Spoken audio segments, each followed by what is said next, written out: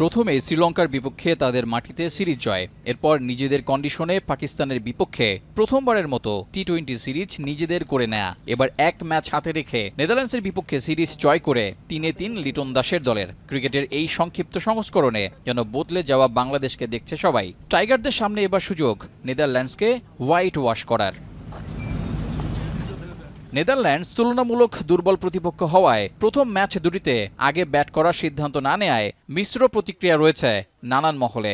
BCB সভাপতি অবশ্য তেমনটা দেখছেন না।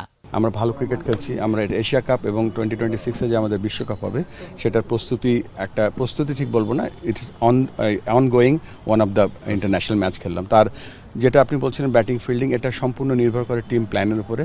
এটা একটা আন্তর্জাতিক খেলা, এখানে কোনো এক্সপেরিমেন্ট কেউ করতে চায় না। আমরা জানি না টিম প্ল্যান, বাট বাইরে থেকে যেটা মনে হয় আমাদের কোনো ইনস্ট্রাকশন সেখানে থাকে না।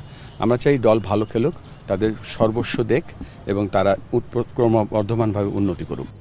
এশিয়া কাপে ড্রেস রিহার্সাল হওয়ায় আগের দুই ম্যাচেও একাদশে নানা পরীক্ষা নিরীক্ষা চালিয়েছে টাইগার টিম ম্যানেজমেন্ট।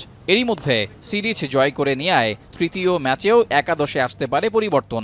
স্কোয়াডে থাকা সাইফুদ্দিন সোহানরাও পেতে পারেন সুযোগ। দুই ম্যাচ হেরে হোয়াইট ওয়াশের শঙ্কায় থাকা ডাচরা চাইবে শেষ ম্যাচে জয় দিয়ে বাংলাদেশ সফর শেষ করতে। রেজাউল করিম, এখন।